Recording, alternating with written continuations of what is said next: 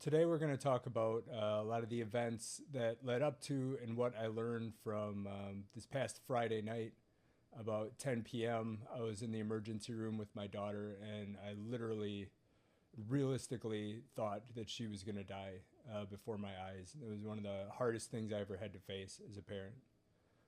The beginning of the story goes back to, she's 21 now.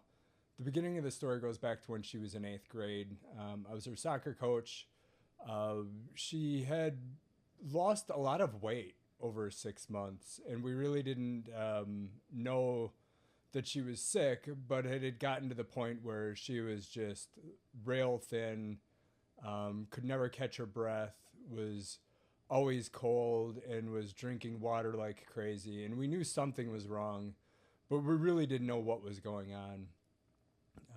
We took her to the doctor, and we took her back to the doctor, and our family doctor ended up ordering a blood sugar test, among other things. And within an hour or two, she called us back and asked if by any chance she had had like a huge milkshake or something like that right before she took the test, because her blood sugar was just through the roof. And she hadn't. So our doctor suggested we get her to the hospital right away and put in a referral to the Children's Hospital of Wisconsin in Neenah. And we took her there, and over the course of the next week or so, we realized that she was type 1 diabetic. And she was in a state of what they call DKA, Diabetic Ketoacidosis, where basically the imbalance of blood sugar has gotten so bad that your blood is essentially acidic and is getting to the point where it's no longer hospitable to life. So she was on IVs and in the hospital in intensive care for probably almost a week before she came home. And she's been on insulin ever since, where if you're not aware, people with type 1 diabetes, their pancreas no longer produces functional insulin, which helps your body turn sugar in your blood into energy. So among other things, that sugar can add up because it can't be regulated, and that is, again, toxic to you as a human being, causes all sorts of problems. Um, and she's been dealing with that to various degrees of success over the years. I think from the beginning, she had always been very hands-on and take charge about it. Like, we didn't have to test her or administer insulin or anything like that. Obviously, we were kind of involved in what was going on and keeping track of her numbers and stuff like that. Sometimes maybe not as well as we should, but everyone does the best they can. Fast forward to about a year ago, she started vomiting uncontrollably. I always had issues with nausea, especially in the morning, and sometimes and high blood sugar in the morning, and that can be a symptom of what they call Dawn syndrome. And I don't fully understand all the mechanisms behind it, but sometimes diabetic people, their blood sugar will get high in the morning, and sometimes associated nausea with it. But about a year and a half ago, it started getting really bad, and I think it was in early January of 2024. Called me up crying and asked if I could help her get to the hospital and go to the emergency room, because she just could not stop throwing up, and it had been that way for hours. In the hospital, in the course of being in the ER and figuring things out, they mentioned something we'd never heard of before, CVS, chronic vomiting syndrome. There's also a related term we'll get into in a little bit, CHS, chronic hyperemesis, cannabinoid hyperemesis syndrome. So she was also in DKA at the time, so we didn't really know what to believe or what was going on. It's the first time we had heard of CVS or CHS, and I think part of us just believed that maybe this was just she was in diabetic ketoacidosis again, which she definitely was, but not fully understanding why she was that way. And to give you a picture, like high blood sugar, if you're diabetic, if you've got high blood sugar for a prolonged period of time, you build up what they call ketones, like your body's breaking down fat and muscle for energy because it's not getting the ability to use sugar as energy, and that leaves like this byproduct in your blood that builds up and helps lead to diabetic ketoacidosis. And part of the reason that they breathe heavily and drink a lot when they're getting into this state is their body is telling them, you're thirsty, you need to flush out this toxin, so drink a bunch of water and I will help you flush it out if you can't process it as energy. So the complication for diabetic people with vomiting and the flu, anything where they could be throwing up, like anyone, you can get dehydrated from throwing up all the time. You can't keep down water. You're constantly like getting rid of water. You're peeing because your body's trying to flush out the system. And when you combine high blood sugar with being dehydrated, you can get into this state of diabetic ketoacidosis very quickly. And once you start to get there, your body kind of spirals out of control and your blood is becoming like non-compatible with life. And you can't catch your breath. You start cramping up. So she realized that she's been doing the research and she'd come to the realization that she definitely was impacted by Cannabinoid Hyperemesis Syndrome, which is completely separate from diabetic, definitely very dangerous, as you can tell from some of the things I've shared. For people that are diabetic, if they're vomiting uncontrollably, and we'll touch back on that in a little bit, but let's focus on CHS for a moment here. From my understanding, it's something we didn't really know about until maybe like the last 10, 15 years. It wasn't very widespread knowledge that this was a thing historically, and I was a frequent cannabis user when I was younger, and it always had the reputation of, well, it's good for people that are undergoing chemotherapy because it can stimulate their appetite, right? They're nauseous from the radiation and the drugs, and cannabis can help them regain their appetite, which helps them recover. Unfortunately, what I understand from doctors is it while it does work with that system of I'm hungry or I'm nauseous within a person's body, it can get to the point where it flips it back completely the other way, and instead of making you less nauseous, it can make you more nauseous. Your body now recognizes it potentially as like something that's harmful because of the concentration of it in your system, and excessive use of cannabis over a prolonged period of time can lead to this cannabinoid hyperemesis syndrome. And when you realize it and you stop smoking, it can actually get worse before things get better, because again, cannabis will help regulate the nausea too. So it becomes this vicious cycle, and when you decide to quit, it can be difficult. And realizing that this was part of her problem and she needed to deal with it, she stopped, and that has made her nausea even worse. And earlier last week, it started getting worse to the point that she was again like throwing up all of the time, unable to drink, unable to eat. So most of the day on at least Thursday and Friday, if not Wednesday as well, she was unable to eat or drink anything and was constantly, and I mean multiple times an hour, and to the point where it was like for 2 or 3 minutes straight, throwing up essentially just acid from her stomach because she had nothing left to throw up.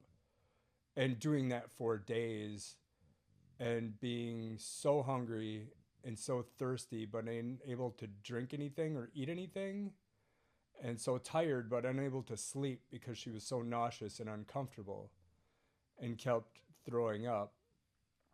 So in addition to like the general discomfort of that, it's dangerous again, whether it's no matter what the cause is of nausea. Knowing from previous episodes of going to the hospital, her blood sugar was always high when they were treating her, and I didn't understand. I'm like, why are you letting it go higher than it should be when you're trying to deal with this DKA? And the thing is, if your blood sugar goes too low, when you're diabetic, your body can just stop. You no longer have energy, your blood sugar is too low, and you can die. So the risk is if you're vomiting and you can't keep anything down and you treat a high with too much insulin and get too low, now you can't eat or drink anything to bring your blood sugar back up.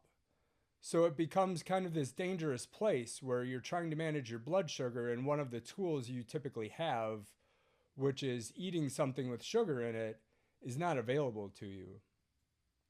So it's a really, really tricky situation to manage, even in a hospital, which is why she's in the ICU right now, because she needs like constant attention to her insulin drip and the other fluids going into her to make sure that her body continues to stay stable and heal.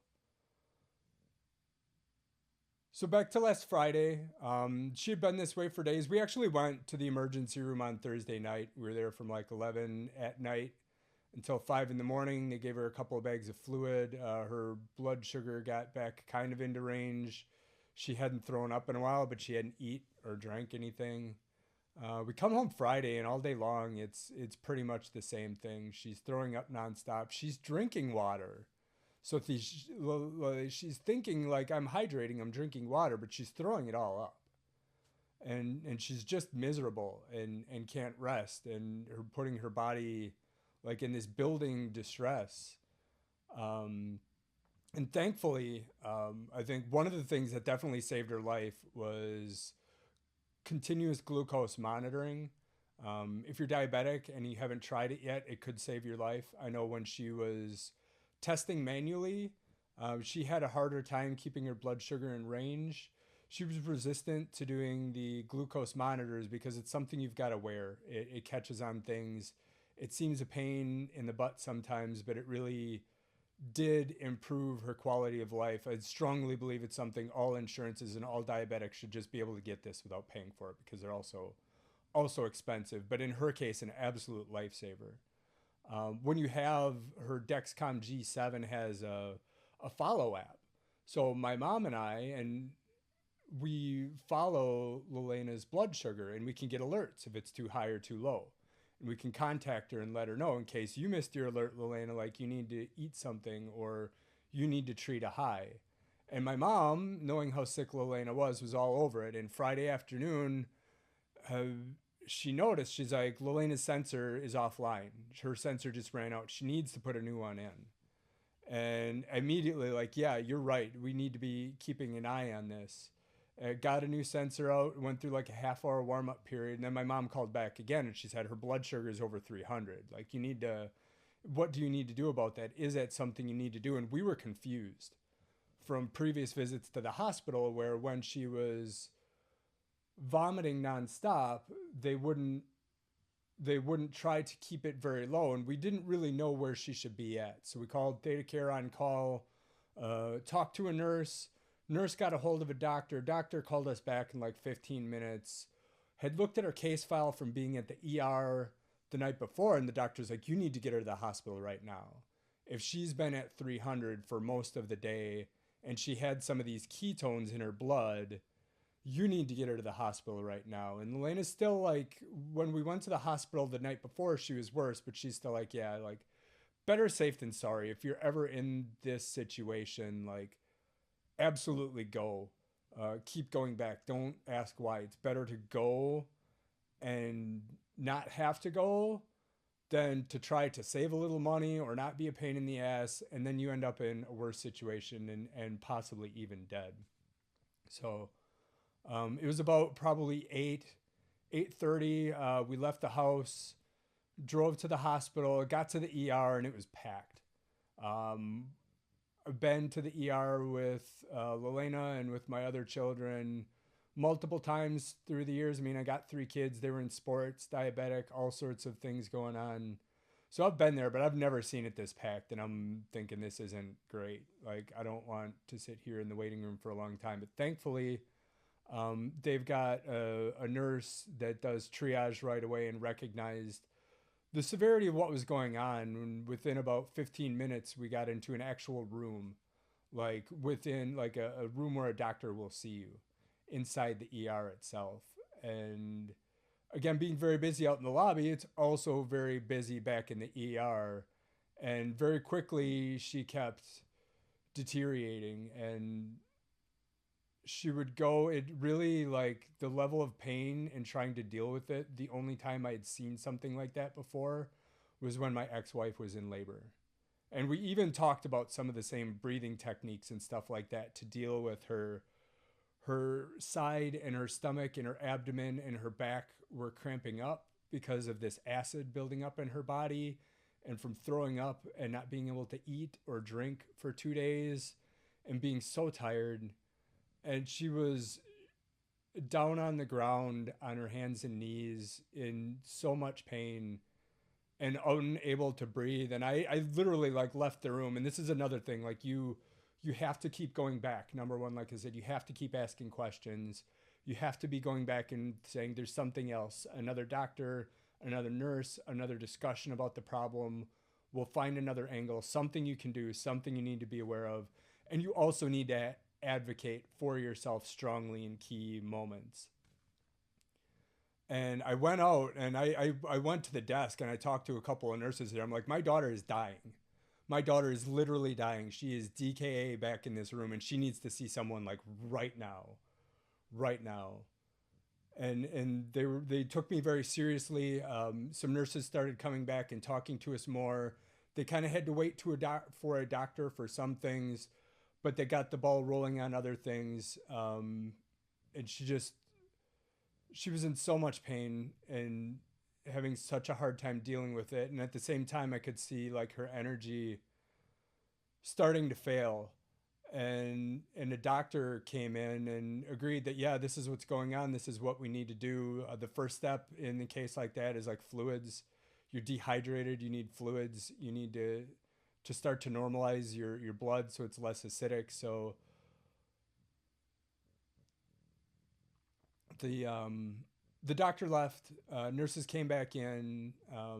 To do fluids, they need to hook up an IV. So the first thing they need to do is get an IV in one of your veins in your arm. And diabetics have poor circulation. And we've known again from history, going to the ER and being in the hospital before that, it's hard sometimes. And they have to bring in an ultrasound. And sometimes they got to team up and talk through it. But eventually they'll get it. And it was also because she was kind of shaking and she was in rough shape. It was difficult for him.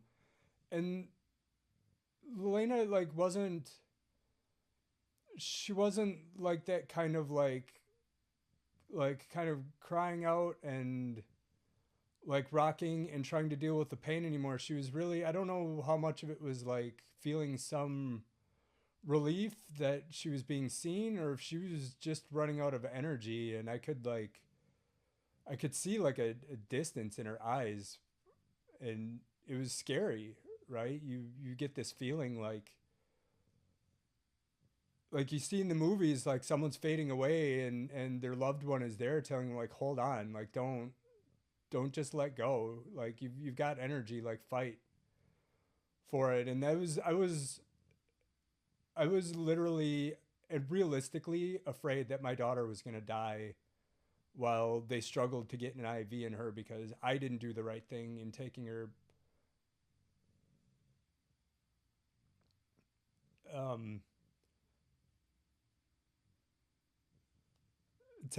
to the hospital soon enough or taking good care of her. And I just remember there was this one moment when she was like looking at me, and then all of a sudden she was looking right through me. Like she didn't see me anymore. She saw something, and I saw her head tilt. Like you're trying to like, what's that? Like you see something new all of a sudden, and you're trying to get a different perspective on it. And she did that kind of head tilt thing, and then she just shivered. And I knew like I had this feeling like she saw something. And I asked her, I'm like, did you see something? She's like, I saw an old woman push you. And I just had this thought in my mind, like she just saw a ghost. She's like so close to death right now that she saw some ghost, and whether that was a ghost not understanding what was going on and thinking I was hurting her or trying to push me to do something. I think it also could have like could be hallucinations, right? Your blood sugar and your brain energy levels are just all over the place and barely functioning anymore. I think the thing I like to think of, if there's like some sort of explanation, it is my mom was the old woman, and she was pushing me to get Lelena to the hospital because she had a sensor, and my mom was watching remotely from 2 hours away and knowing what state Lelena was in and helping keep track of what was going on, and helping make sure we got to the hospital. And that was, like, it was all real. It was all very real and very scary. And she's still, this was,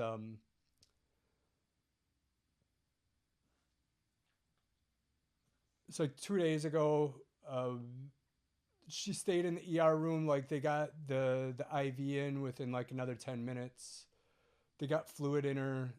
They gave her some medication for the pain, and pretty soon she was like, that kind of bluish gray, like, tone to her face was starting to go away and returning to be pink. She was still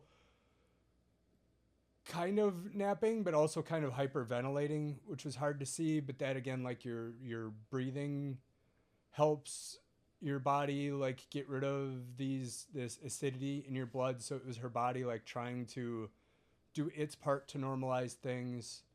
And she's, again, two days later, she's still in the hospital.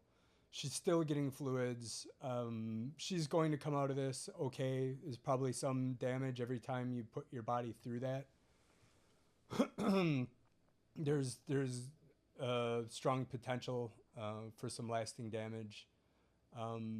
She did, like a week before this happened, she did admit kind of like she believes it's CHS, cannabis hyperemesis syndrome, and decided she needs to quit, and she's going to. But again, it gets worse before it gets better. So I think that's kind of what triggered this, and hopefully going through this episode will help her stay on track with that.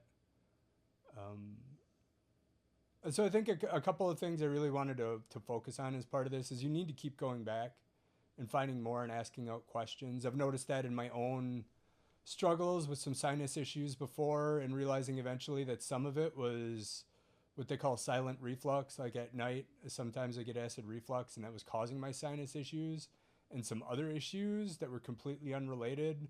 And I had been dealing with them as sinus issues for years,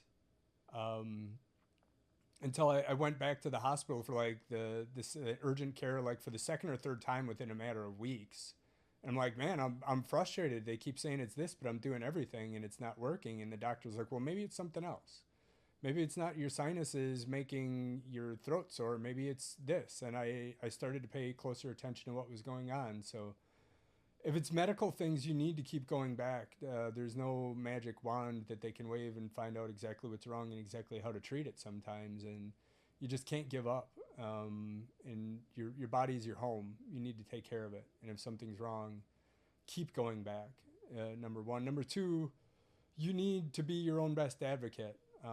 Like when my daughter was in the ER and we were waiting to see a doctor, and I knew like there was no nurse in the room nonstop. They knew she was critical enough to get back and jump all the other people waiting out in the emergency room with non-life-threatening situations, but they didn't know how close she was or how critical it was. And I needed to go out, and I needed to let them know how bad it was, and that probably helped save her life as well. So you need to keep going back, and you need to be an advocate for the urgency of your situation when it warrants.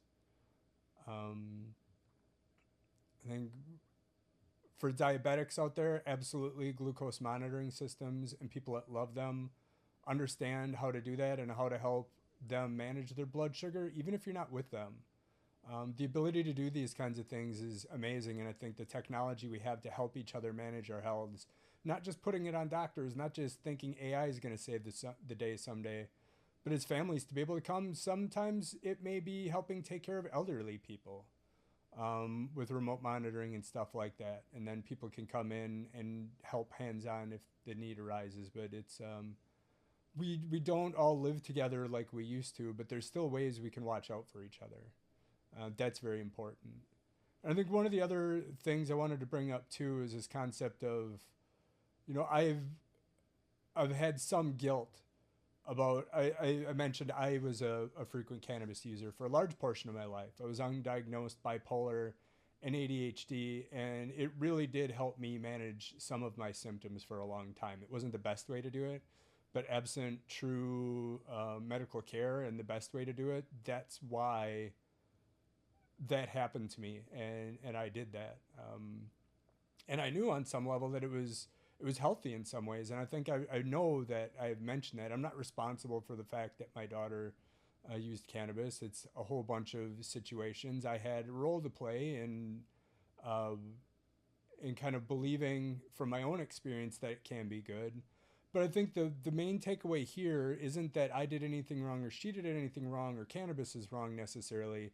It's that the problem is that it was illegal for so long. And now that we're starting to make it legal, but it's still illegal on the federal level, we haven't been able to truly study it and determine the impact and determine what's safe and what's not safe. So while I am a proponent of legal marijuana for medicinal and recreational purposes, I strongly believe it needs to be federally legal so we can do adequate studies and they can be managed safely.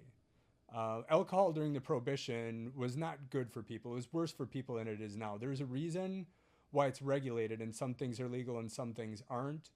And if we don't study it and we don't know it and we can't talk about it, only more harm is going to come of it. You can't make it illegal and just think it's going to go away. We've tried that for way too long. So I think that's another takeaway from my personal experience. Yes, I do feel, even though I don't know like how much I should feel that way, I do still feel guilty like I had a role to play in it. And maybe I should, maybe I shouldn't. I don't want to beat myself up over that. I do want to help share my story so other people understand, and so other people understand beyond like the financial reasons or whatever, like people are just going to do it, like legalize it federally, nationally, study it, make sure it's safe because people are going to do it. And the longer it's in this gray zone, the more damage we're going to do to our loved ones and society as a whole. So if you're diabetic or if you've got CHS or CVS, I hope you've learned something from this that you can benefit from.